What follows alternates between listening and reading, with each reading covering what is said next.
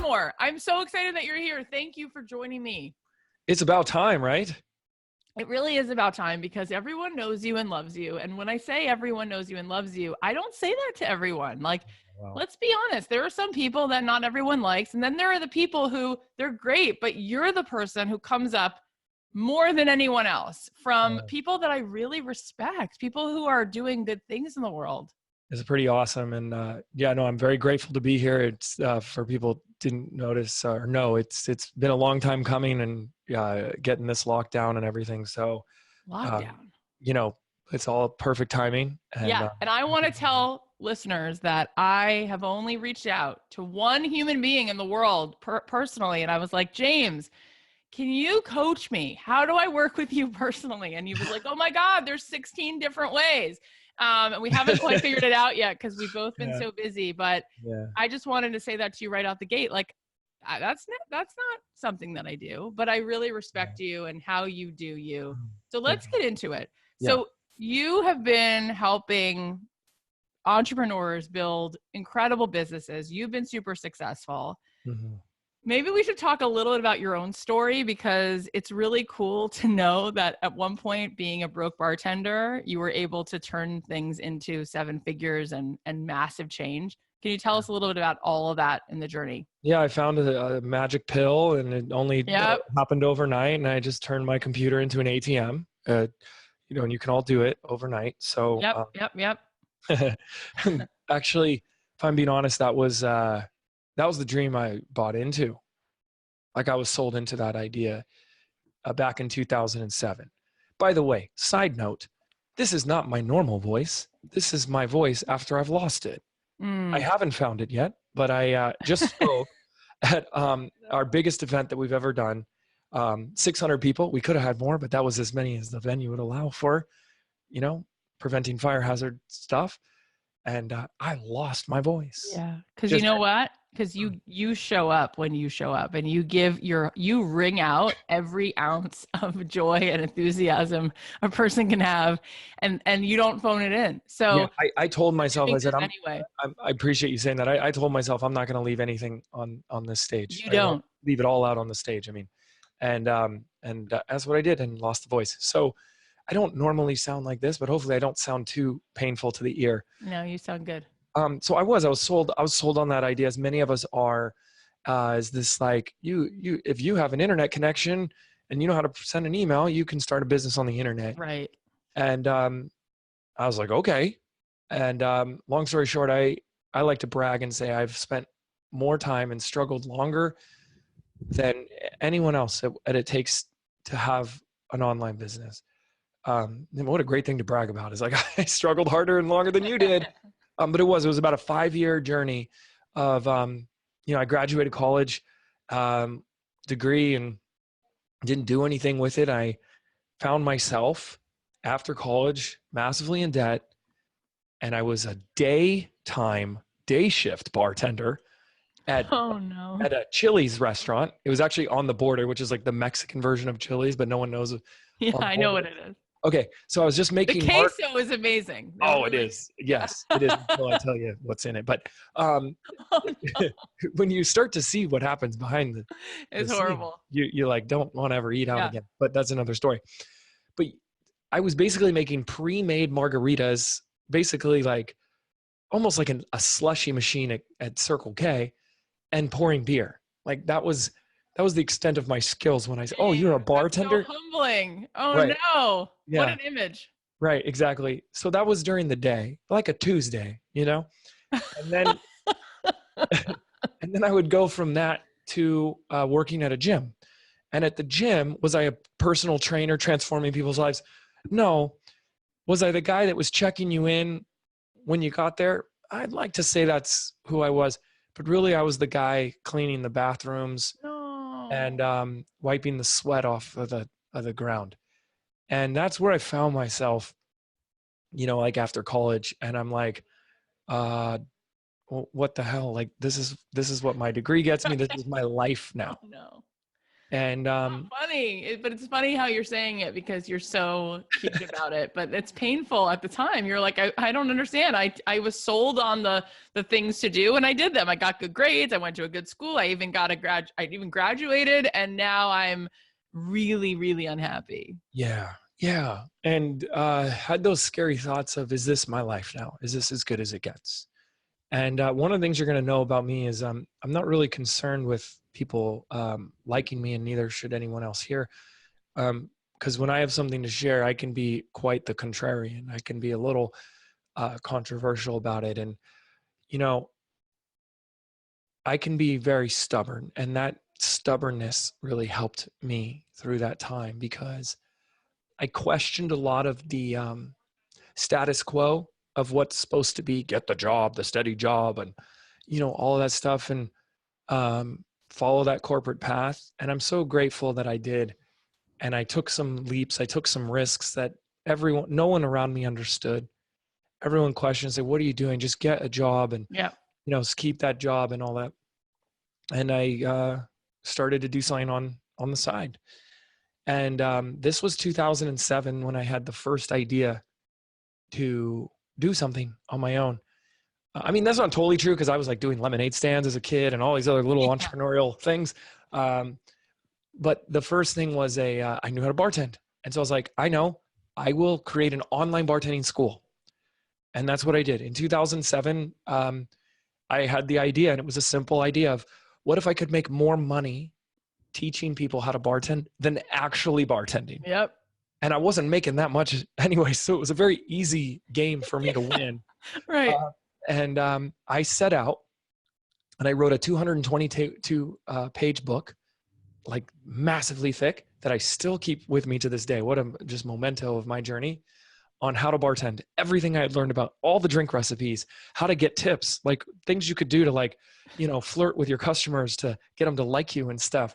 Bar magic. I'd learned all this stuff, and I put it all together in a book. And then I got a CD-ROM, if you remember those things, that had like additional like training videos and tips, and put it all together. Love it. And I finished it in the spring of 2008, put it up there on the internet. And long story short, on April 18th, 2008, I had my first customer from San Antonio, Texas, pay me $200 for this at-home bartending training. Comes in the mail, and there's a digital version. Yes. And it was that moment in time that forever changed my life, because a simple thought popped into my mind. You know, we can have so much doubt and uncertainty about, will this work? Could this work? And I was fortunate enough to be young enough that I'm, you know, just moved home with my parents. So it sucks to be in like your 20s and like everyone else is out living on their own and stuff, and you're like living with mom and dad, and, you know, girlfriends weren't very impressed by that fact. But I had some safety. And it's so easy to have so much of that doubt and uncertainty. And I had a lot of that. Will this ever work? What am I doing with my life? What if this doesn't work? Right. When that first sale came in, a beautiful thought popped into my mind. And it was, if I can get one person to buy, I can get a second. If I can get a second, I can get a fourth, I can get an eighth. And that was enough to keep me going on my journey. And long story short, that turned into the next thing, which turned into the next thing, which turned into the next thing, that got us to where I am today. Amazing. Amazing. Yeah. That's so good. So good. Okay. So then you become this person. I mean, we're going to walk through the journey to where you are now, yeah, but then you become this person who understands video, who understands YouTube, and you write a whole manifesto on the YouTube marketing and book and how it works. Yeah. I became known by a lot of people as like the YouTube guy. And it was really a simple process. Here's not easy, but simple. I'd gone to film school. So I graduated from Chapman University, one of the top 10 film schools in the country. And I got a degree in the film school in advertising. So it was like the thing I thought I was going to do with my life. Ironically, like it was just not working for other people. Yeah. And when I did the bartending stuff, it was all video. And back in like 2008, that was a big deal to make videos and put them on the internet. YouTube was only 2 years old at the time. Yeah, it's crazy. And I started going to these events, marketing conferences, And when I was talking to people, they were blown away by what I was doing with video. And I was smart enough to see that as an opportunity. And I'll never forget, it was one specific moment where we're at a break, and this woman is just like frustrated. Like, I feel like she wanted to like throw her computer across the room. And I just decided, you have those moments, you just feel a little inspiration, you go with your gut.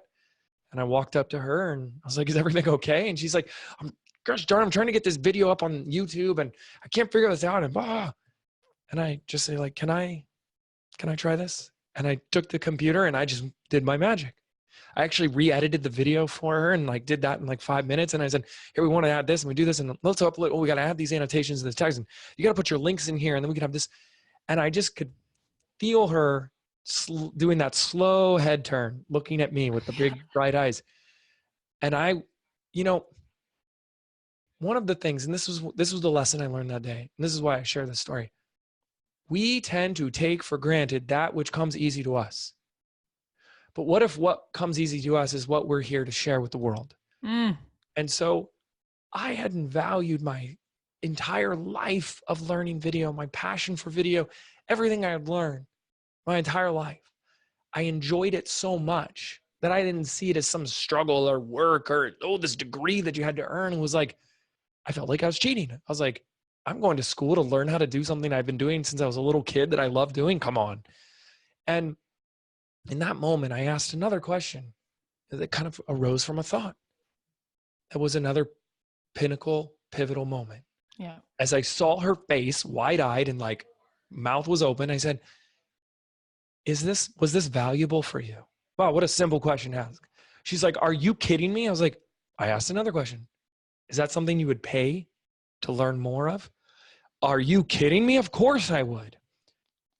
And it was that response that I just decided, great, then that's what I'm going to do.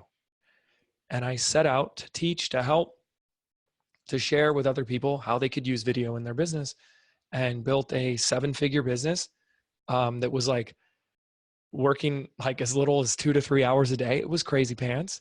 I'd make my whole MO was like, I want to get paid to make videos at doing what I love. And that's what I did. And I'd put videos out on YouTube. I would sell products and trainings and courses on how to use video in your business. Took it to, I think it was like $1.2 million a year for several years, selling $97 products. And wow, it was such a blast, and not working very much, and it brings me to something that I have to share with your listeners that I think is just so, so important. And I learned this lesson. You hear people say all the time, do what you love, right? You've heard that a million times. Oh, yeah. And we don't really ask why we should do what we love. So a lot of people tend to think it's because it will feel good. Yeah. And I want to offer a different perspective. When you follow your heart and you listen to that emotion and be guided by those emotions of love and just like total, that when you're in that flow state of just like feeling like time stands still. What I'm here to offer is that the reason we do what we love is because love is the indicator that you're doing what you were put here to do. So if you're not doing what you love, you're not doing what you were put here to do, what you were meant to do. I believe part of what helped me in my life was creating a context for living. And I believe that we aren't here by accident. Each and every one of us serve a purpose. We have a function. And part of our journey, first half of our journey is, or first leg of our journey is to find out what that function is, what that purpose is, and then to commit our life to that purpose, to that function. And you can begin to find out what that is by paying attention to what it is that is calling you. Yeah. What's, like, it can sound cheesy and hallmarky to people, but like, being led by your heart. Yeah. So you can fall in love with what you do. And they're all things that we love to do. And here's the thing, folks, we live in the greatest time in history that's been recorded history. We can talk about Atlantis and other times like that, which were probably really awesome times to live in. But that's where I get weird. But Today, I know, Kathy, I'm going to make people laugh a little, but today, the opportunity for us to make money by doing what we love is everywhere. In fact, one of the things that I teach entrepreneurs is that part of one of the things that we need to learn is that most people wouldn't think is discipline. The discipline of saying no. See, people starting a business, wanting to start a business, they tend to be in this misconception or belief that great ideas are rare. Like there's not a lot of great ideas. And as soon as you find a great idea, it's like grab onto it and that's it, right? And then what happens is from that belief, they begin to say yes to every idea. And all of a sudden they overcommit, they spread themselves too thin. They think they're hedging their bets by having eggs in multiple baskets. And that could not be further from the truth. And this is coming from 12 years of full time in it to win it, that ideas, great ideas are everywhere. They're everywhere. And when you're saying yes to every single one of those, you're also saying no to something else. And when we can let our heart guide us into what is it we love to do, if money were no object, if we knew this would be successful, what would we do? If we knew everything we went after would be successful, what would we do? I think too many people are making decisions of what to give their life force to based on that litmus test of what will make the most money, what will be the most successful. I have an idea, Kathy, for a business. Should I do this, this, or this? Which one should I choose? And they're asking that question from the place of which one will be the most successful? And the real question we have to start asking ourselves is, are you successful if you go after something that makes you a lot of money but doesn't give you a lot of meaning? Yeah. Is that success?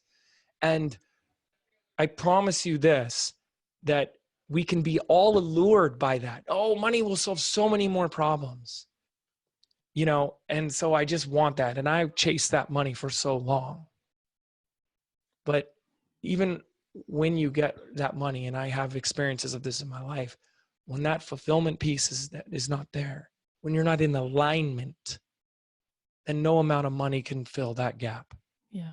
In fact, it was when I had my first big success.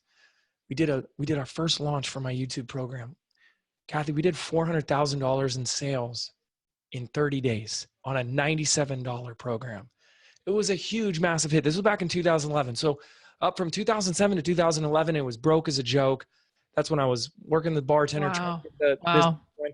And then boom, went from $0 to $400,000 in 30 days. And what happened next is stuff we've seen everywhere. We've seen in other industries. We've seen it like with actors and stuff. I fell into a deep, dark depression. And I realized later that the reason I fell into that depression was because I was chasing money because I thought money would fill an emptiness that I had inside of me, right? That it would finally make me be enough or be significant enough or be worthy or deserving or, all those things that so many of us actually sparks our journey. And the scariest thing was, here I was with all this money in my bank account and I didn't feel any different. I was the same broke, insecure, full of self-loathing kid that I was 5 years ago when I started. Nothing changed, even though everything in my external world changed. And that was a very scary truth to come face to face with. And I'm just going to say how I got out of it. It was really simple. I was so fortunate. We put that program out and a few weeks went by and all of a sudden we started getting feedback, Facebook posts, what we would call testimonials. People said, I just got my first client, or I just got, a $10,000 deal from this YouTube video. This is working. My video's ranked. I'm getting views. Oh my goodness. Oh my goodness. And I got hit with something I'd never experienced before in my life. And it's never the thing I set out to. It's never what I wanted. It's never what I expected. I literally wanted the ATM, computer turn the ATM, just spitting out the money. I got a dose of what it feels like to make a difference in somebody else's life. I got that dose right at the end of 2011, going into 2012. And since that moment, 7 years straight, I've continued to chase that moment and that experience and those opportunities every single day. And I can give you some of the most amazing, awesome marketing strategies. I'm a business strategist, right? Copy, marketing, funnels, blah, blah, blah, blah, blah, all day long. But nothing Nothing has gotten us more, driven us more to where we are as a company and a team today than that right there. That when we make our bullseye, our target, our focus, our vision, our desire for impact and fulfillment is our number one focus. That is the number one thing I attribute to everything we've been able to accomplish in that time. And we're on track to be an 8-figure company by the end of this year. Wow. And even just last year, in the last 2 years, we've had like 3x growth. Now, when I share that for somebody who's just started a business, this is why I shared. That's not the thing that you probably want to hear, right? For a lot of people, it's like, I just want to see this thing work. I just need to make some money. And I totally get that. That's where I was. And why I share this is because it's not usually what you hear. And it took me 5 years to get that and learn that lesson. And I just want to tell anybody who's listening that when you are doing what you were put here to do, when you are doing what you love, what you and you uniquely can do in a way that just you lose track of time, you feel like you're in a constant flow state and you literally pinch yourself because you're like, I could get paid to do this. The money does follow from that. When you are providing value to the marketplace in a way that helps people, improves the quality of lives, or solves problems for others, and you love what you do, and that all comes together. That's what we call alignment. Yeah. The money does follow. Yeah. Oh my gosh. So beautiful. So cool that you shared all of that with us. I want to ask you a question because I feel like this comes up a lot for people when they're listening to all of these powerful things. And one of the things that people get stuck on is, I want to do what I love, but at the same time, often on this show, we hear people like you just said it a second ago, solving problems for other people, helping people, and how that really became what expanded your business more than anything. We've had Ramit Sethi on the show. He's like, we are built to serve. Evan Carmichael was here. We're built to serve. Seth Godin was here. He said, at the heart of anything successful is radical empathy. And when he said that to me, I was like, those 2 words are the best 2 words put together I've ever heard.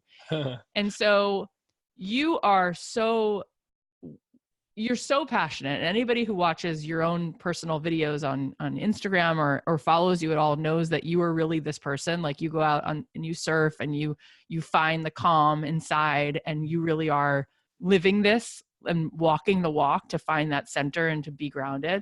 Yeah. And while you're lit up with the passion and wonder for life, which is so obvious in you, you're also very, very clear about wanting to serve and really wanting to help. And so I think a lot of people, it's either one or the other. And this is the question that comes up. Like, do I do what I love, or do I serve other people? Right? Am I selling out if I turn to that woman? And I like when you said she did that slow turn, and you were so generous, by the way. That was the DNA of that moment, is you were just like, let me just help, right? Before you knew what would happen. And she said to you, yes, that would add value. And you asked that question, would that add value? Would you pay for that? And the answer was yes. And from that data of knowing that you could help this person, you decided to make something out of it. I think that there's always been, since, the book, The Fountainhead, since forever, people are like, it's either I do what I love or forget it. I guess I'll have to just build someone else's dreams. But what you're doing is both. You're finding a way to do things you love and help people at the same time. How do we understand that? How do we unpack that so that we actually can make something that it's not just something we love, but it's something that somebody needs? Because if that's not a part of it, then we don't have that empathy. Yeah. And now we're sort of stuck, in our own selves too much. Well, let me, there's a few things coming up for me that I want to share. So first of all, I think most people make the mistake, and great entrepreneurs have the ability to do this, but most people operate from an A or B paradigm, which means life is either A or B. I can either have this or that. And what, Richard Bandler, is the founder of NLP, Neuro-Linguistic Programming, said, the quality of your life is determined by the quality of questions you ask. Wow. I believe that one of the things that has made me a great entrepreneur is developing the skill of asking better questions. As when I coach my clients, I don't have any advice for them. I think advice giving is like one of the lowest forms of value we could offer in somebody else's life, right?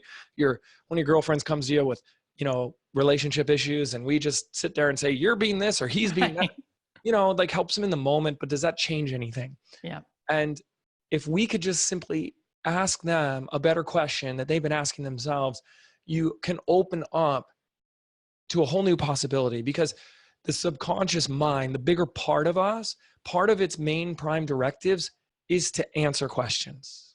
So when you ask consciously a great question, the subconscious mind has to go to work to look for that answer. So that's the first place to start, is when people are like, do I do what I love?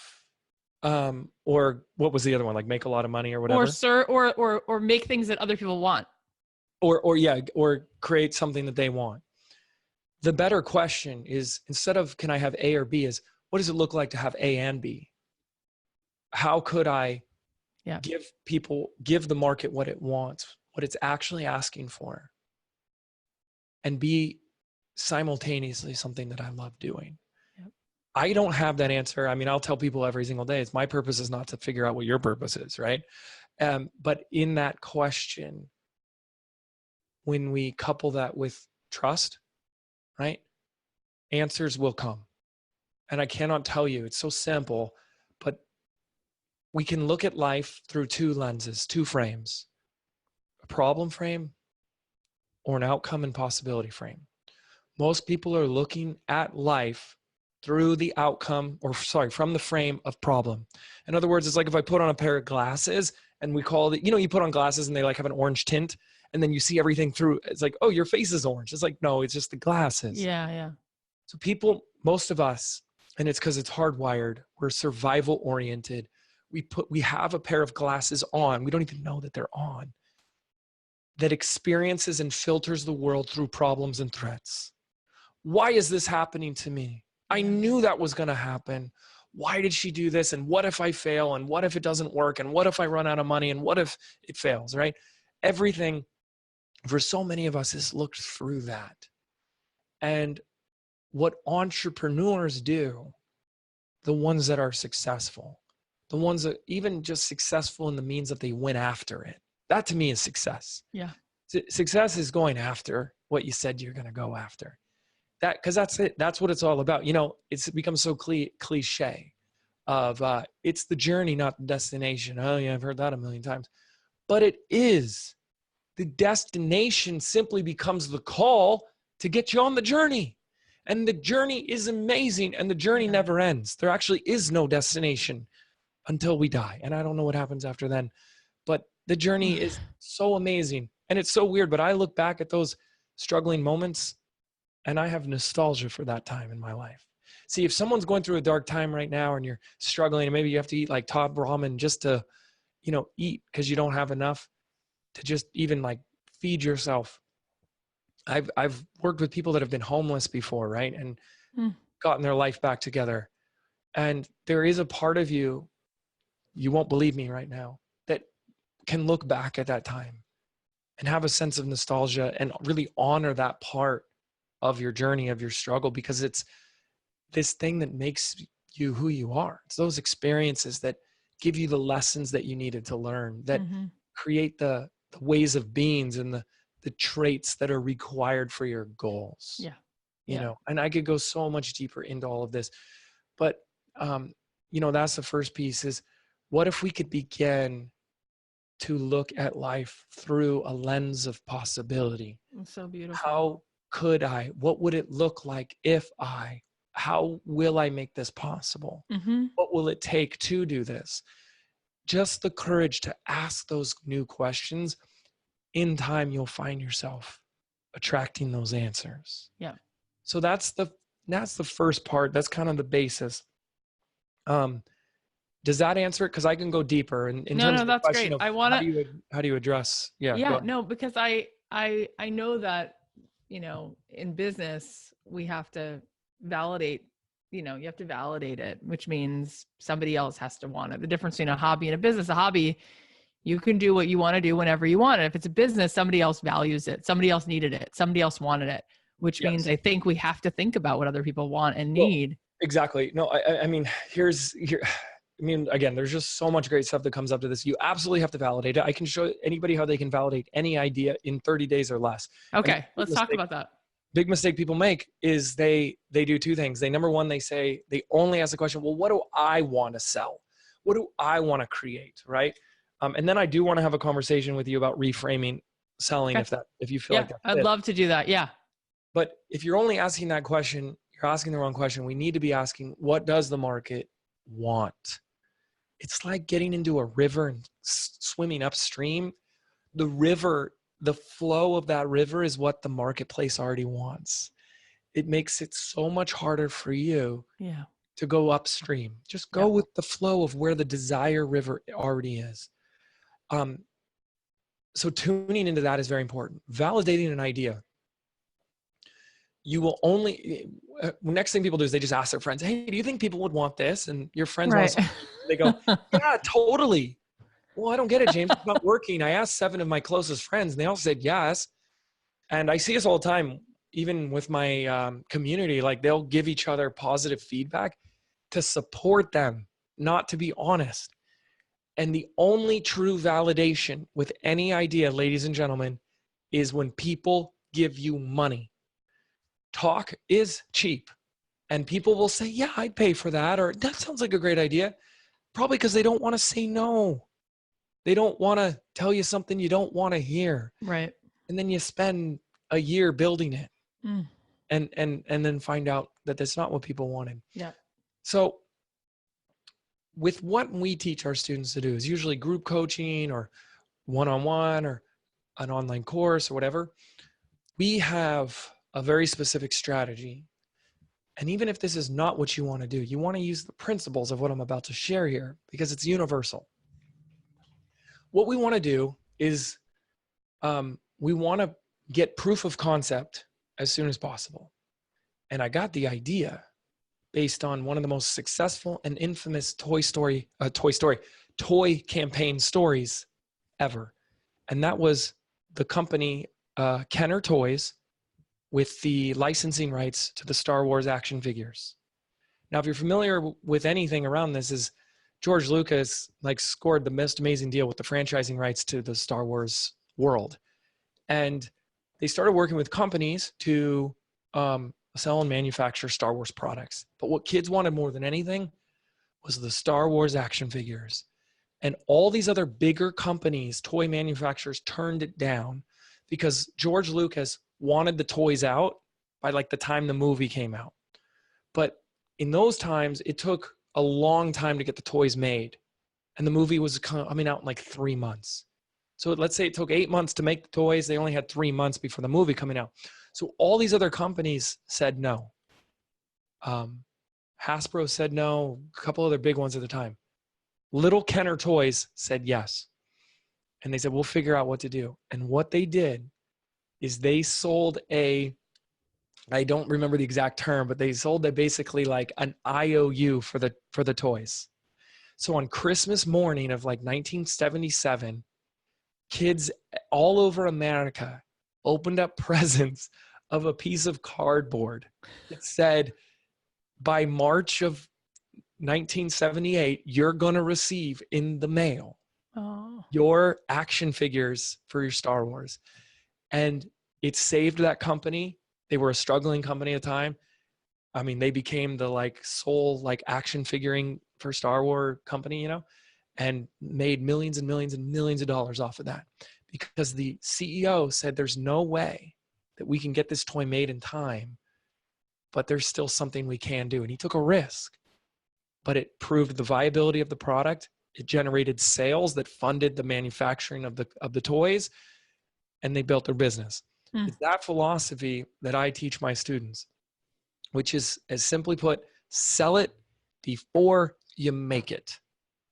Look at Kickstarter, look at GoFundMe, all of these companies and great products that we've come to learn about and know are doing the same thing. I just got an electric bike that was a Kickstarter campaign. And it took, I want to say about 16 to 18 months from me paying to fund the manufacturing of the bike to it being produced. And there are people with physical products using Kickstarters and stuff like that to test the viability. In other words, if no one's willing to pay for the product to get made, it's probably not going to sell well once it's made. Can you imagine how much stress, time, heartache, and money is being saved by doing this first? So when it comes to a digital product or an online course, we teach something called the beta launch. And I've done this myself, but it's as simple as saying, going to your audience, even if you only have 100 people, and saying, hey guys, check it out. A lot of my friends, students, subscribers have been asking, how do you do X, Y, Z? And so this is something I've been doing for a long time, and I'd like to show you how to do it.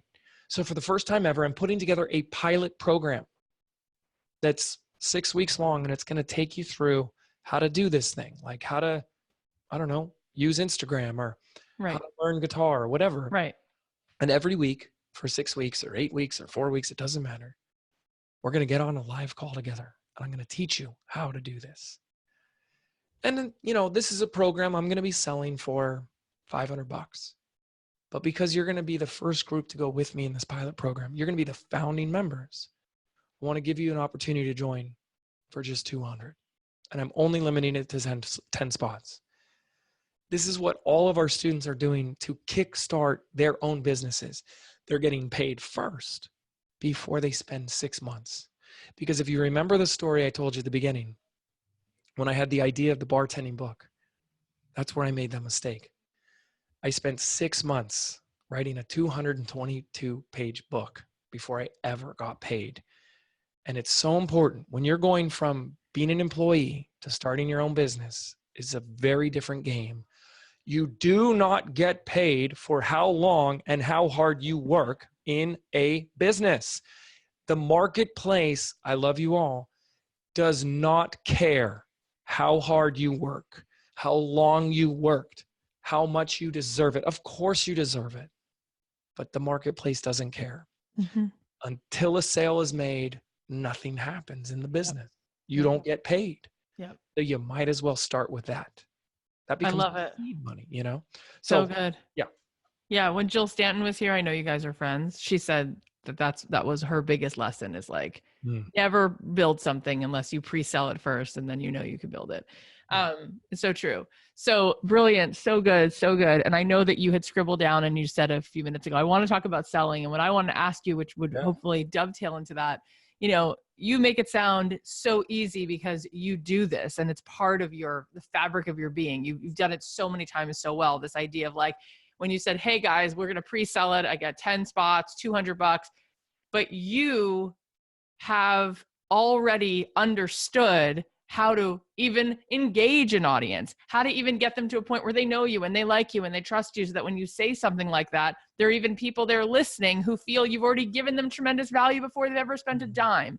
And then when you go to sell something, for you, it's like, it's so much easier to do. And so I want you to talk to that because you're such a master of that. What does it mean? Where does the sale actually begin, right? And how do we set it up so that we are building the runway to that, so that there are people on the other end even available to do the beta situation? Cough it out. Woo. Okay. Fantastic. Oh my gosh, there's so much we can talk about here. Here's actually one of the biggest, I think, mistakes that's being made by people that want to build an audience online. Is they're under the impression that providing value, which is the answer, provide value, but no one knows what that means. People think providing value means, well, just teach everything you know. And if you ever had to do something like format your hard drive or format an SD card or change some kind of setting, and you just Googled how to do it, and there was like some weird blog you'd never been to before and never been back to again that showed you step-by-step how to do it. Hey, it provided value for you. Do you now go buy every product for them? No. Right? Can you tell me the name of the blog that you went to? This is so good. I've never thought this thought. Right. But guess what? Did that provide value for you? Yeah, it did. Just now. That's what I do. Yeah. Yes. That's what I do. Providing value isn't just about teaching people more stuff.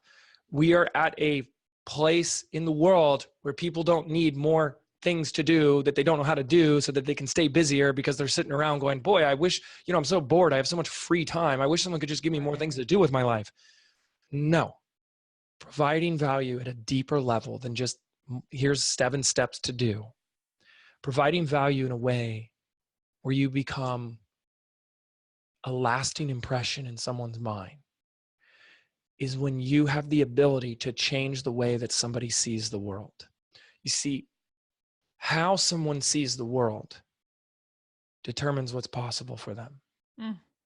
How someone sees the world determines what's possible. Remember I said earlier about these lenses. We see the world through a distorted filter. Most people, and some of you guys listening, think that when you open your eyes and you look around, even when you look around right now, that what you see is what is. You think that's reality. And it's not. It's your version of it. We distort, we delete, we generalize the world all day, every day. We see our version of it. We create the world from the inside out. And as a result of our interpretation, or rather distortion of reality, that by and large affects our decisions, our actions, our choices, what we do and how we do it. And all of that determines our results. Hmm. So if all you're focusing on is the doing, do this, do this, do this, do this, without going deeper, we're massively doing a massive disservice to the people who we could have the biggest impact on. Yep. How you see the world determines what's possible. When you have the ability to shift the way that somebody looks at something, whether it's, let's say you're a dog trainer, when you have the ability to shift the way that the dog owner looks at their dog, or the relationship with their dog, when you have the ability to shift the way that somebody experiences fitness or nutrition or weight loss or how their body works, when you have a way to shift the way that somebody can think about public speaking or careers or beauty and hair and makeup or business or social media, you provide far, far value. Yeah. And that's why I use that as an example. When I did that to you, of like, hey, did you ever go back to that PC world blogger.net? You're like, oh my gosh, I've never thought of that. Yeah. Exactly. Yeah. When we can, and again, that's a, you want to say, how do you do that? It's like, well, here, let's add 3 more hours to the podcast. But this goes back to what I was saying, is we each have a unique perspective on the world. Yeah. And when we can offer that unique perspective to others, that can make a profound difference in someone else's quality of life. Yeah. I didn't see it that way, Kathy. Oh my goodness. For the first time, yeah, I'm looking at life in a whole new way. Yeah. So That's in terms so of much valuable. Yeah. in terms of some of those like steps to take, people have come on the show and we've talked about, create an opt-in, build an email list. And you were just saying so beautifully that what matters more than giving someone a cheat sheet or a checklist is to change the way they see what's possible and the way they look at the world. That's so deep, that's so beautiful, and that's so obvious to you, because you are one of those people that when people talk about you, it's like they can't not like get like so emotional. They get so passionate. They don't just say like, oh yeah, I know James Wedmore. Yep. It's like a visceral response, because something about it, there's an intimacy that's created. There's something that's intimate, there's vulnerability, and then there's like an exchange of like two people having like a real connection, right?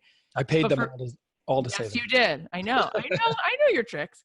So for all these people who are listening, yep, what maybe are some of those pieces of the framework? Like, would you say, so if you had to choose, is it more important then to do live video, go live on your Instagram? Is it more important than to like do a live 5-day launch challenge? Or like, how could we actually think about it in terms of an action step to take? Because these are big, beautiful ideas that are really sinking in. I'm sure everyone's so inspired. Yeah. And they're like, okay, so what can I do with that just to think? Because you are so good at the strategy, and I want people to know that like you could teach like literally what to do every single step of the way all day long. You know both the macro and the micro. And I get that when I go deep, it can become less actionable and intangible. And It's important. I'm very aware of that. Exactly. Because we can say it's about an opt-in. No. We can say it's about a Facebook Live. We can say it's about having a podcast. But let me ask another question. How many podcasts out there that go unlistened to? How many opt-ins that no one visits, let alone opt into? How many Facebook Lives where there's no attendees? That is the surface level tactical. Yeah. And that's what 90% only look at. Oh, she's successful because she has a podcast. You're not successful because you have a podcast. You're successful because you are doing what I just said. And if anyone doesn't know what I just said, go rewind, listen again, and then go watch or listen to all of Kathy's episodes. Your podcast is successful not because you have a podcast, but because you have a unique message, a unique perspective that is changing the way that people experience themselves and the world around them. Is that not true? Thank you for adding me into that equation. Yeah, it is true. It is. Yeah. I never thought of it that way either. Like, it's not the opt-in. There's podcasts that go and listen to. It's really. Yeah. Are we the only two with a podcast? No. Right? There's lots of others. You know, everyone listening, you have a lot of choices with your podcast. Why are you choosing Kathy? Oh, because she has a podcast? No, because it's what occurs on the podcast. Yeah. How it transforms you. You're not the same person at the end of one of our episodes that you were at the beginning. Yeah. And that's what we're all craving and seeking. But then when we go out to start our own business, we go, but should I do a Facebook Live or a YouTube video? Right? And I'm here to say, and people don't like when I say this, it doesn't matter. None of that matters. You could metaphorically put me in the middle of the desert with, start me over from zero, desert of a business. And I could start over and you could tell me what to say, James, only do Facebook Lives, only do podcasts, only do YouTube, only do blog posts. Wouldn't matter. I'd get back to the same spot I am now because it's the content that we're creating, the experience of shifting the way that somebody experiences themselves and the world that does matter. So I can sit there and say, yes, you should have some platform. Absolutely. And it's different for everyone depending on your business. Where are your people hanging out? I used to be the YouTube guy and people saw me leave YouTube to go to a podcast and they said, is YouTube dead? Is that why you left YouTube? But I said, not at all. I left YouTube for one reason, and just hilarious how people only see the surface of the iceberg and not what's happening underneath. And then they make all of their life decisions by the people probably only look at the surface of what you do too. And they think, oh, I have Kathy figured out. No, you don't. You don't see the 90% that's underneath the surface. I left YouTube because my message changed. When I was on YouTube, I was talking about video. Think about this for a moment. Why the heck would I do a podcast talking about video? Why would I talk in an audio format about how to light a set, how to use a video camera? It's crazy, right? Right. My message changed. I went from talking about nerdy techie video stuff, frame rate, codec, exports, to the stuff we're talking about right now. And then let me ask you this. If you're enjoying this conversation, would you rather we're doing this in a YouTube video where I'm just standing straight looking at a camera in a 60-minute video where I'm just locking awkward eye contact with you for an hour? Or would you rather experience this conversation while you're cleaning your desk and driving to work, right? Yeah. Can you really have this 60-minute conversation where you have to pull over and sit and watch a YouTube video? Yeah. So I look at that. The message changed, the type of message, and who the audience was changed. So I changed the medium. Yeah. And that plays a role in it. But I could still do it on YouTube. I could still do it on Facebook Live. It doesn't. Let me ask you a question. There are people who are listening right now. They're so inspired. I love, by the way, that you just completely leveled the playing field. You were like, let me be clear. It doesn't matter if it's a blog or YouTube. I don't care, right? It's so not about, you're like, what you're basically saying is, I'm not hiding anything from you. All those tactics, I'm telling you, they're not even the priority. I love that. I've never heard anyone say that before, ever, especially the way you just did. My question is that there's people who are going to listen to this and they're going to be like, but he's so great. That's why he can do it. And he just talked about Kathy, but Kathy has this like innate ability to be passionate and connect. And I don't think that of myself. And so therefore now I'm really doomed because I don't think that I'm enough, or I don't know how to talk to people. So how, because you said it before so clearly as if your life depended on it. You said every person has something unique. Every person is significant. So how then do you help? Because you've helped so many of your students. How do you help them get to the real juice of what makes the blog or the video work, which is obviously not about the tactics. It's about something much deeper. And how do we call that into play and call ourselves sort of like off the bench? Because so many people are like, I can't even begin. I just don't have that naturally. Mm-hmm. And so what is that thing, and how do we muster that? Okay. The first thing is thank you for saying, oh, you're so great. And I really appreciate that. let me address why I am in your eyes great. It's one thing. And it goes exactly back to what I started with, because I love what I do. And when you love what you do, it's easy to do it for 12 years straight. It's also easy for someone hearing to say exactly what, as you share the voice of the listener. He's so great. Let me compare myself to him and then realize there's a big gap. But what you're doing when you do those comparisons, I think comparing ourselves to others is one of the worst things we can do. It's also the thing that we can't not do. It's like when you drive by an accident, you can't not look at it, right? Everyone always slows down. But there's a big fat fallacy and illusion when you compare yourself to anybody else. See, if anybody were to compare themselves to me and they're thinking about starting a business today, you're not comparing yourself to me. You're comparing yourself to me after 12 years. Yeah. If you want to compare yourself to me, compare yourself to me when I started day one. And you're going to have a lot more confidence and self-esteem, because where I started is nowhere of where I've ended up at this point.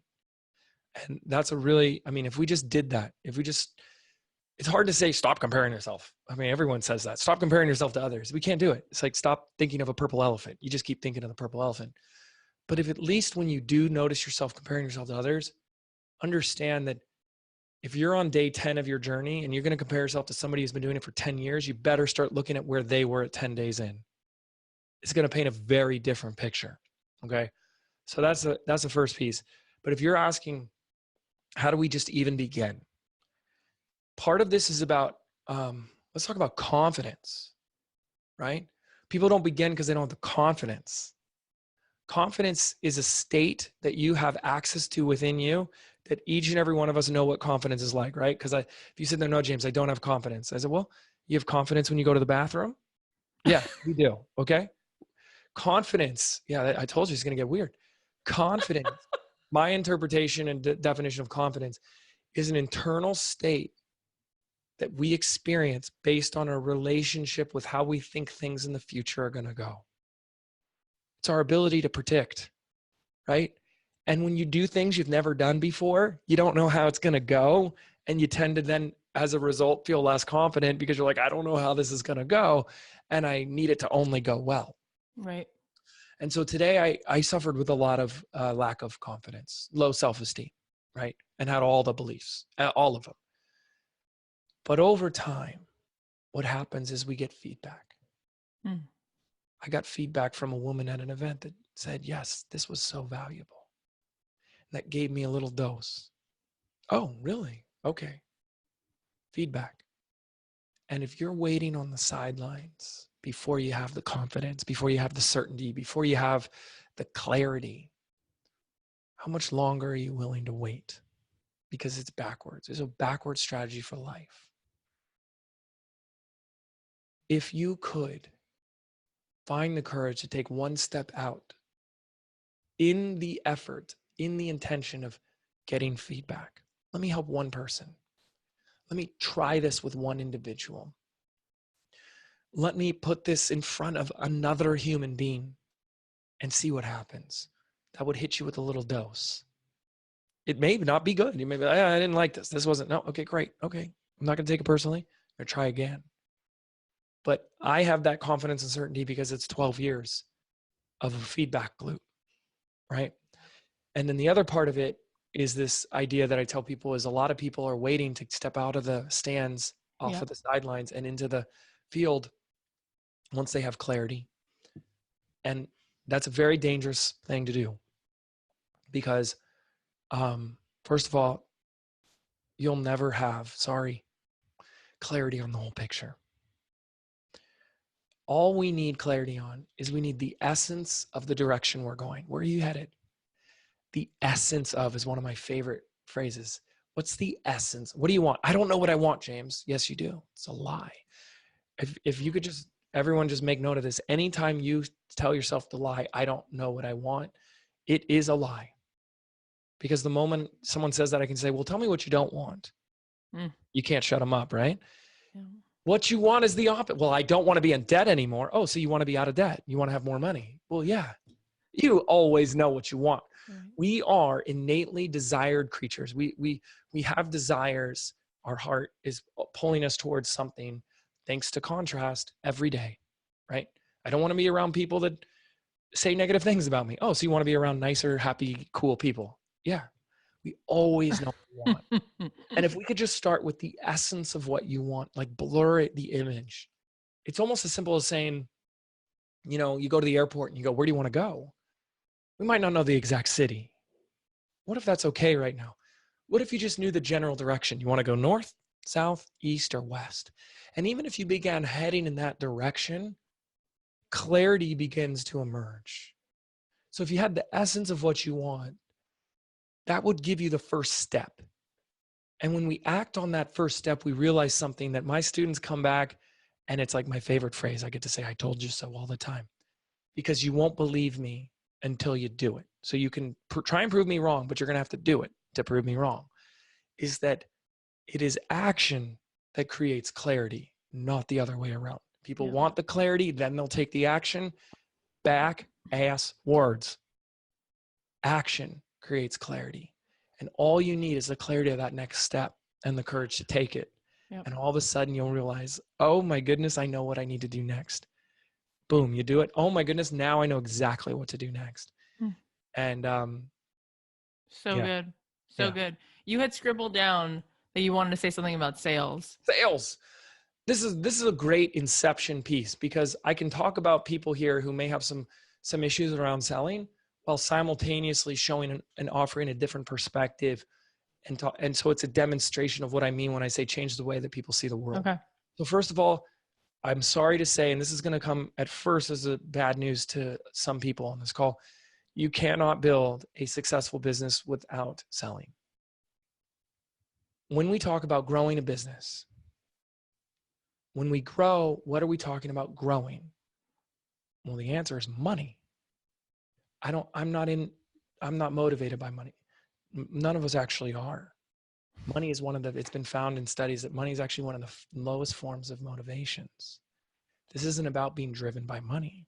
This is about realizing that money is a tool. It's a tool for growth and impact. Think about it this way. So good. This is so good. Again, you've done this like every other time you dive into a new topic. I'm like, I've never heard that. You're like, yeah.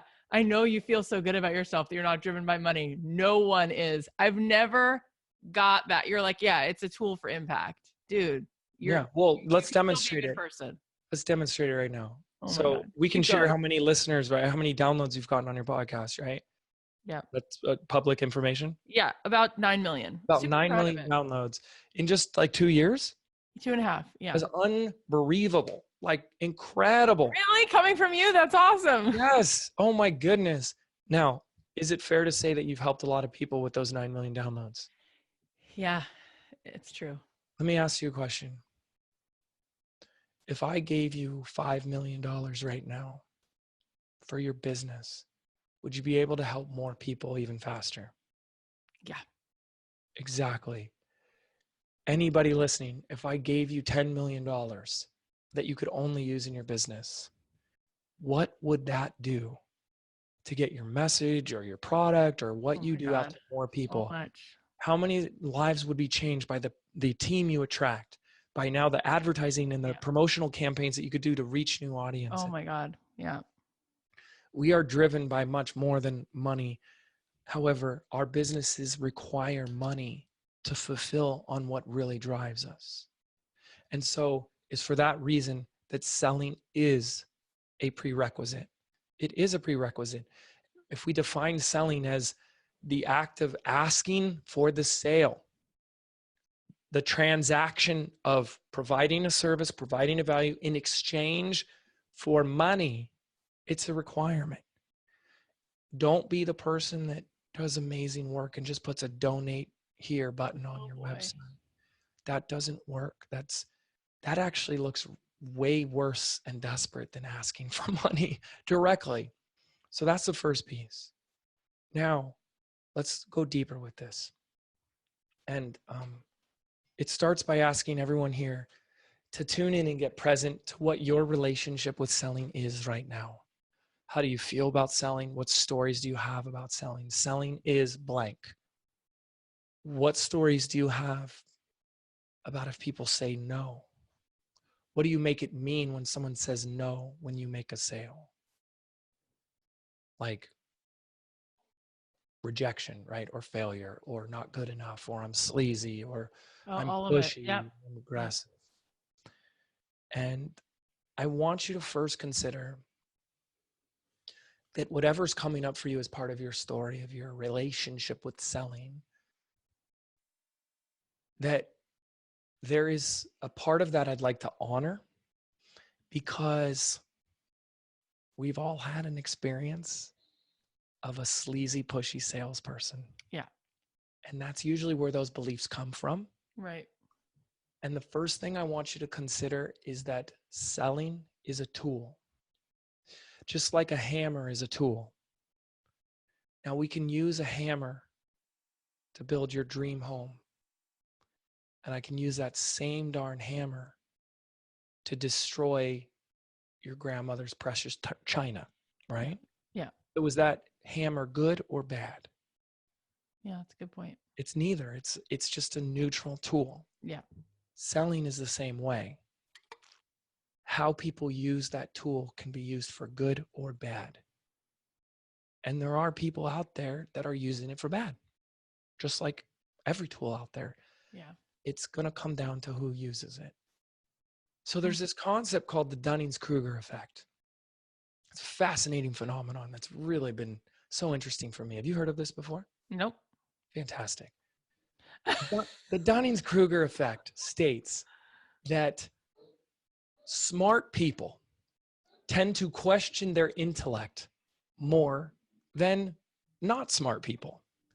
In other words, the more you know about something, the more you realize you don't know.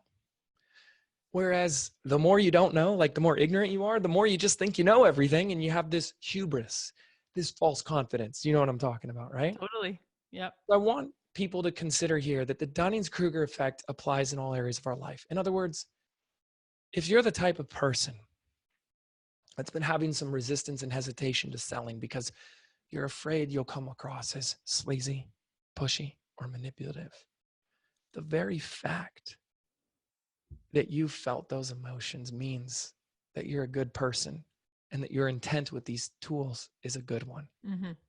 Because bad, sleazy, greedy, and manipulative people don't have those concerns that you have. And that's a really great place to start. Yep. But we're going to go deeper. That part makes sense though, right? Yeah. We're going to take this deeper, and we're going to introduce a concept that is an ancient Incan law of reciprocity that my good friend Jim Fortin talks about, called INI. And what it means is everything that we do inevitably is about solving a problem for somebody. Now, that problem that we solve, because everyone takes responsibility, 100% responsibility for their lives. They are responsible for their lives. Whether they take that responsibility or not is another question. But they created that problem that they're in. And then they come to somebody else to solve that problem. INI, or this reciprocity, is about an exchange of energy. Which means if I'm going to help you, that transaction's incomplete if it's only one way. See, a lot of people make the mistake saying, well, if you really wanted to help people, you wouldn't charge for it. Oh, God, yeah. And I couldn't disagree from a deeper level than anything else. That is such nonsense, because in order for the true healing, transaction, problem solving, transformation to be provided, there must be an equal exchange of energy.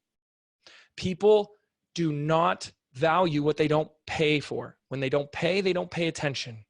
When they don't give, they don't receive. In other words, if you have a problem or you have something you want in your life, like I want Kathy to help me grow my business. Now the question becomes, how much of Kathy's genius do I want to receive?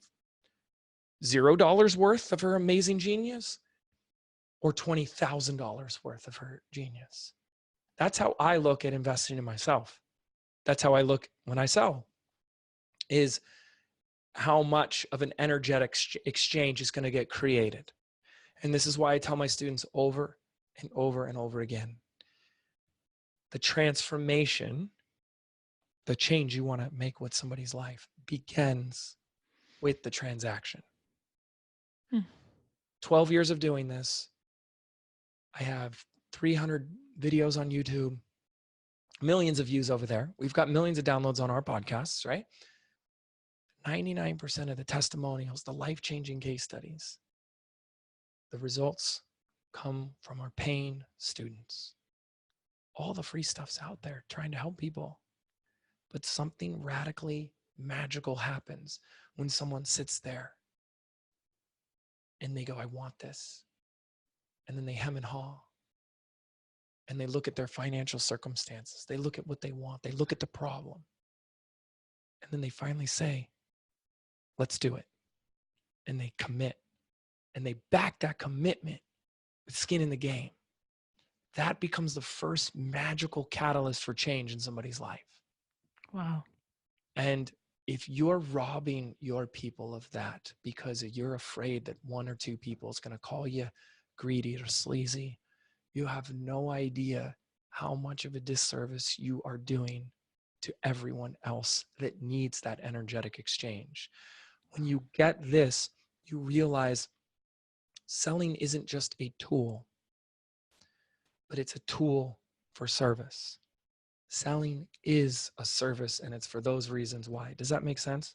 Not only does it make sense, but my whole body is like electricity pumping through it, because I mean, and I talk to really, James, I talk to really smart people, but nobody has ever said it like that. And it's so important and it's so powerful, and it has to be heard, because this may be the thing more than anything, more than imposter syndrome, more than anything, the shame around receiving. Yeah. I think that is, if I could take out a highlighter and circle something, that would be the thing that people struggle with more than imposter syndrome, more than overthinking it, more than not knowing what you want. It's the sense of shame around, who am I to sell it? Who am I to get paid to do it? And that is what you just flipped around and said, no, if you actually want to transform somebody's life, you must. And I love just how clear you are. You're so clear. It's like there's no part of you that's proving what you're saying. It's just so self-evident to you. And I know that so many people are listening would be like, oh my God, he just said $25,000, 20 grand. I think he said 20. Yeah. People are always trying to like, well, what's the lowest thing that I could charge for this thing? And you had talked about how you did a $400,000 launch, but now your business is on track to make 8 figures, probably because the things that you sell now are not $97. The things That's you part sell- of it. Absolutely. And that's I mean, our highest group program is $40,000. So we have a $40,000 offer. Yep. Most people, when they price their products, are saying, how much will people pay for this? How much are people willing to pay for it? Remember, quality of your life determines the quality of your quality of your questions determines the quality of your life. That is a crappy quality question. Why? Because the answer to how much would people be willing to pay for this is always as little as possible. Always. The new question to ask. There's 2 questions. First one is, what caliber of commitment do you want to attract with your products? It's the price that attracts who you're working with. Wow. There's a reason why, folks, that there is a website called People of Walmart. And if you want to have a good laugh, you can go to that website, because Walmart attracts a very interesting group of people. Oh my God. Right? Because what is Walmart known for? The low price leader. So who does it attract? Now, if we were to have a People of Saks Fifth Avenue or Tiffany's or Tesla, it attracts a very different group of people, does it not? So price determines who we attract. And if you're doing any more intimate type work, coaching, consulting, one-on-one, this is your life force you're giving away here. So you want to be really mindful of who you want to work with, because you don't get that back. And it can be very draining working with someone who is uncoachable, is a massive complainer, plays big victim in their life, like a lot of complaining and blaming, and they don't Oh, they don't yeah. recognize their own responsibility. And that's a huge piece of it. Now there's another question I look at, and because again, great questions, right? What I do instead is I go, this is my simple formula for creating money on demand. See, the moment you go from employee to entrepreneur, you're playing a very different game. And don't get me started. There's so many things that it's like going from, it's like you're really good at soccer and then you want to go play football. And even though it's like confusing, because if you're like in Europe, they call soccer football. I mean, American football. Right. So they seem similar because it's like, oh, they share the same name, but it's very different rules to those games. And even though you're good at one, does not mean you're going to be good at the other immediately. And if you apply the same rules from one to the other, you're definitely going to fail. And that's what I see a lot of employees do when they become an entrepreneur. And so one of the cool things about being an entrepreneur is, even though it's like, hey, you could be working with no day off for a year and not get paid. I worked so hard, James. Why am I not getting paid? Well, because you got to sell stuff. That's one reason. What entrepreneurs can do that employees can't is create money on demand. In other words, you could sit here, Kathy could come to me and say, James, we want to bring on another employee to just manage the podcast. And I could say, great. How much would you want to pay this employee? He said, you know what? I want to give them a really fair salary. I want to give them an $80K a year salary. And so we could sit down and, instead of operating from circumstances like what most people do, they say, well, I can't do this because I don't have the money, or I can't do that because I don't have the time. And that limits their future because they're allowing their past to determine what's possible in the present. That's why people stay stuck. That's a whole nother conversation. I could sit here and say, Kathy, great. How could we create that 80K? Yeah. How could we generate 80K in the business right now so you could attract that person? Notice that this isn't so Kathy can just put 80K more into her bank account. Yes, she could put some of that in there, but she says, wait a second, with 80K more in revenue, I can get this podcast at a higher level, reach more people, promote it more, get more guests in, streamline the process, give me more of my time back, all those good things. Wow, that's amazing. So we could sit here and we could say, well, 80K, we could create a program as 10K and sell to 8 people. Yep. Or 5K to 20 people, right? And let's say she goes, you know what, I really like this 5K for 20 people. We could offer this 5K program. And she's probably already saying, okay, but James, what would that be? Right? I don't know what that would be. What do I sell for 5K? Well, now we do this. And this is so simple. As I say, Kathy, if you think about your audience, what's something you could teach them? What's something you could provide to them? What could you deliver? What could you give them? And what problems could you solve that they would be willing to pay 10K for? What could you give them that would be worth 10 times $5,000? What could you give them? What could you offer them? What problems could you solve that would make them throw $5,000 at you? Quality of your life is determined by the quality of questions you ask. When you determine price point first, it will create the offer. What is it that I could provide that would make 5K a no-brainer? So good. And we investigate, we get curious, we look, what if I did this? What if I throw this? What if I have for this? Boom, boom, boom. All of a sudden, you've got this amazing offer that when you start talking about it to your audience, they're like, just take my money, Kathy. Yeah. Right? Take Right. it. And this is how we do everything. Yeah. You said earlier, though, that you have to validate it. And the way you validate it is that people pay for it, right? And so there's people listening who are going to say, James, but you told me that people have to pay for it. And now I'm charging more and no one's buying it. So how do I find either do I lower my price or do I have to find a different fishing hole? And if I have to find a different fishing hole, I have no idea how to do that. Yeah. Okay. So step one would be to create the offer based on the price like we just did. Then the step two, we need to validate that offer. Let's see if that's what people actually want. So yeah, I would put it out there somehow in some way to the people you do have. Now we have a member in our community that just put a post in today that's in a story and saying, I don't have a list. Some people here might say, oh yeah, I've heard about an email list. Yeah. I don't have one of those. Now, you may not have an email database list, but that doesn't mean you don't have a list. you're not siloed and alone like you've never met another human being on the Right. planet with you. We all have lists. We all have people that we have some sort of relationship with. And that's where I say that's where to start, you know. And there's just no excuse there. There's people in our lives that through one way or another, relationships Yeah. can lead to a first client, a first customer, or first Yep. buyer. But most people aren't willing to look Yep. because all of this that I'm talking about exists outside your comfort zone. You've seen those cheesy cliches where it's like, life begins outside your comfort zone, right? It draws a circle and it's like comfort zone. And then everything else you want outside of it. It's very true. And so the border of your comfort zone is what I like to call logic. And some of us, and I was really good at it, are so good at talking ourselves out of our dreams. Oh, yeah. And we use logic to do it. We give rational, reasonable arguments.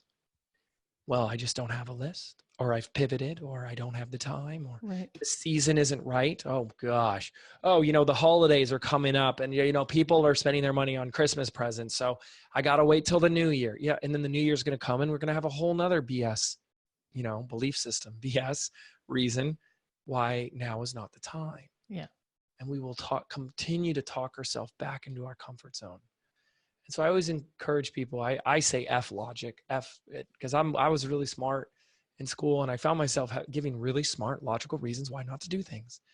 And I'm like, want to encourage us to be a little bit more stupid, a little bit more irrational, illogical, because we have been trained. And there's that beautiful quote that I'm going to botch from Albert Einstein. It says, we've lived in a world that has encouraged and trained our logical, rational mind and made the bigger, deeper part of us, the unconscious, the collective conscious, this forgotten stepchild, if you will. And it takes tuning into a little bit more of that emotional side of us, trusting our gut, even when it sounds irrational or illogical, or you've got a million reasons why it won't work, to still go after it anyways. Yeah. And if it means, reaching out to somebody, the 10 people that follow you on Instagram, or connecting with somebody that's an old friend or a neighbor, you got to start where you start, because we all started at zero. You look at me, you look at Kathy, we all started in the same place that we all start. And a great example of one of my starts was as I was building my business. My dad is in real estate. And at the time, he'd been in real estate for 30 years. He was training new real estate agents. And he called me in one day. He goes, will you teach them about this Twitter book stuff? I don't know anything about Twitter book. This face space stuff. And I was like, you got it, Dad. And I went in there and I started teaching them. And just little stuff, no expectations or whatever. I just provided some value on my perspectives of how they could use Twitter and Facebook for their business. And while I was teaching, this was for a company at the time, was Prudential California Realty in Southern California. The president of the California branch happened to walk into the office. This is a true story. And he just noticed what I was saying to these 5 agents, new agents. And he pulled me aside after and he said, would you be willing to do this at other offices for us? No charge. He didn't ask. He's like, we won't even pay you. Like, just would you do this? And I said, yeah. And I started doing it. And I would get in front of the office and I would teach a couple strategies for real estate agents on how to use social media. And then I made an offer. I just said, by the way, if you'd like to work one-on-one, here's my card. Reach out to me. All of a sudden, all these people are calling me. And then something else happened. Their peers in other businesses started calling me. I got your card from Cindy. She's a real estate agent up in LA. And I'm actually a dentist. And I'm looking to use Facebook. And she said, you're the person to call, and the business spread. And if I was just sitting at home waiting for the perfect opportunity, if I was just sitting at home, boy. oh, but Kathy, I don't have an audience. I'd still be sitting here 10, 12 years later. There's Amazing. opportunity all around us, but it will take something. It will take you getting out of your comfort zone. It will take putting yourself out there. It will take risking looking like an idiot. And that's something I've gotten really good at. I don't really care if I look like an idiot. I look like an idiot all the time. I think one of my superpowers is I'm more willing to make mistakes than most people. And as a result of that, I think I've gone further. Yeah, and I also want to say that you are more generous than most people. I didn't know exactly what this would be like, obviously, because I had never met you. But to say that you sort of like exceeded the expectation, you're so genuine and you're so generous. You're just like, I mean, we never do shows that are over an hour. And the reason it kept going is because you could tell your energy was so present. You were so here. I was like, well, I'm not going to cut him off. And I'm so, what a gift. No, I was like, what a gift that he continues to share.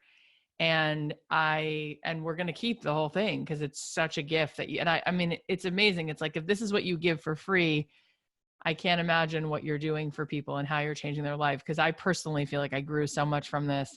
And actually, I want to give you a compliment. I said to, you know who James You already Clear, have given me like 50 I gave you a few, but you know who James Clear is? He wrote a book called Atomic Habits. I've heard of the book, but no, I've never read it. It's a New York Times best-selling book. I told him one of the things he says in his book, I told him about you, because one of the things he says in his book is that he realized after he wrote it and turned it in, that one of the most important things that actually decides if we'll be able to change our habits and be successful with our habits is our social group, the people we spend time around. Oh.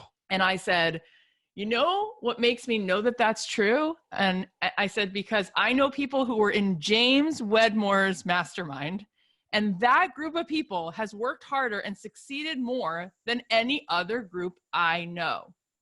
And he said, well, that's exactly what I'm saying. Like, if you get around, he said, that's it. And I said, that's what's so crazy is, like, on top of the fact, James, not him, James, that you give as much as you give, the person you are and then who you attract and just holding the space and making that container, you have provided like levels of value. So tell everybody who's listening, Business by Design, where they can get more information about it. Mind Your Business podcast, where you're talking to entrepreneurs. Tell us where we can find you and keep soaking you up. Yeah. I only sell one time a year for 4 days at a time. So kind of crazy. And that 4 days is not now, if you're listening to when this comes out. So what I invite anybody to do if they want to get into my world at all, is come hang out on my podcast. It's called the Mind Your Business podcast. And I talk to entrepreneurs and business owners about everything except business and marketing, which is it puts a smile on my face because it's like the unmarketing podcast for marketers and business owners. So good. Because the short version is who I am today is who I became as a person. That's why I said, don't compare yourself to me today, but it's who I became as a person in pursuit of some really big dreams and goals. And that's why it is the journey, not the destination. And there was a lot of work I had to do up here and right here. And that's me pointing to my head and my heart in order to get what I want. And that's what people don't realize. They feel like you just got to do a couple of things or work a little bit harder and you'll get all the things you want. And I like to remind people that the only reason you're not getting the thing that you want if you go after it is because there's a lesson you've yet to learn. There are prerequisites. What is it that you haven't learned? The learning of which is a requirement for you to have the thing that you so desperately want, so eagerly want. Life is a school. We're here to learn. Entrepreneurship accelerates that learning. And if you're not looking every day at asking those better questions and asking yourself, what is there for me to learn here?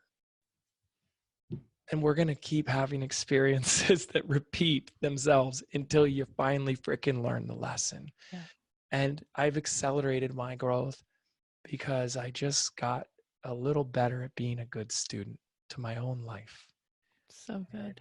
We could each do that. So And, good.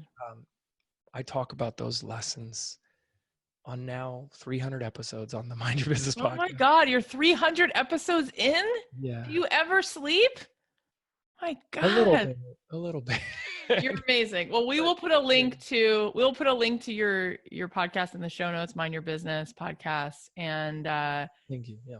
we'll put a link to your social media and your site so people can start following you and getting more of all the yummy sweetness that you provide. Thank you so much. I don't even know.